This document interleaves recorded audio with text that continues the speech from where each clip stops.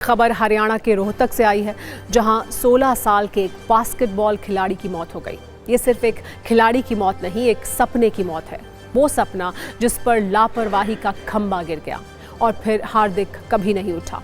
हार्दिक को आप नहीं जानते होंगे, उससे आपका परिचय सिर्फ आज हो रहा है और शायद ये भी एक ही दिन के लिए हो, क्योंकि आज वो खबरों में है। 10वीं में पढ़ने वाला नेशनल लेवल बास्केटबॉल खिलाड़ी हार्दिक राठी मेडल जीतने की तैयारी कर रहा था। उसका परिवार और गांव उसे खेलता देखकर ये सोचते थे जैसे वो खुद खेल रहे हों। उसकी मेडल वाली संभावनाओं को सबने अपनी युवा अवस्था के धूल खाए सपनों से जोड़ लिया था।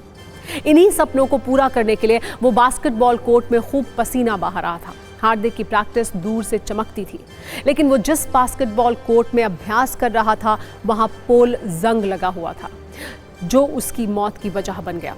रोजाना की तरह हार्दिक बास्केटबॉल कोर्ट पहुंचा। तस्वीरों में दिख रहा है कि प्रैक्टिस से पहले खुद को वार्म अप करने के लिए वो बास्केटबॉल के पोल पर लटकता है। बास्केटबॉल के खिलाड़ी आमतौर पर ऐसा करते हैं। जैसे ही हार्दिक ने पोल से लटकने की कोशिश की, जंग लगा हुआ पोल अचानक टूट गया। करीब 750 किलो का बास्केटबॉल पोल सीधे इस बच्चे के सीने पर गिरा, जिसमें दिल था। दिल में एक अरमान था जो चकनाचूर हो गया।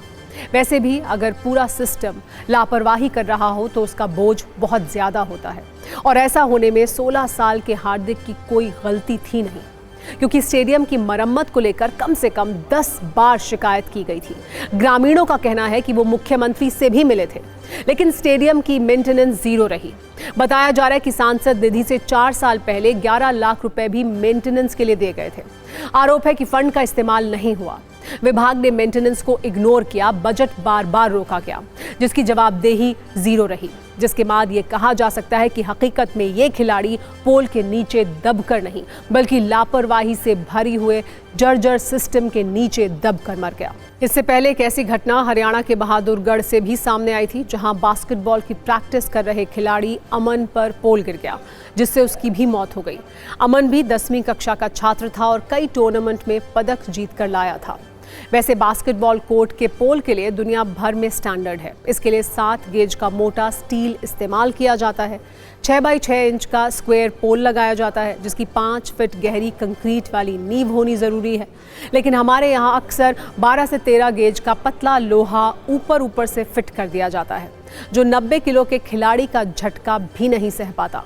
और अगर जंग लगी हो, मेंटेनेंस ना हो, तो ये पोल खेल खेल में जान ले लेते हैं, जैसा हार्दिक के मामले में हुआ। खिलाड़ी की मौत के बाद अब पुलिस ने बीएनएस की धारा 194 के तहत कार्रवाई की है, यानी अब संदिग्ध या अप्राकृतिक मौत के कारणों की जांच की जाएगी। लेकिन देखा जाए तो ये एक तरह की हत्या है। इसके पीछे एक सिस्टम था, जिसमें सिर से पांव तक सख्त सीमेंट भरा हुआ था, जिसकी कोई आंख नहीं थी, जिसका कोई दिल या दिमाग नहीं था, जिसका कोई चेहरा नहीं था। मेरे लिए, आपके लिए, हम सब के लिए ये हार्दिक दुख का विषय है। ये दुख तब और बढ़ जाता है जब ऐसे हर हादसे के बाद एक्शन की बात होती है। लेकिन हकीकत यह है कि सिस्टम किसी नए हादसे का इंतजार कर रहा होता है।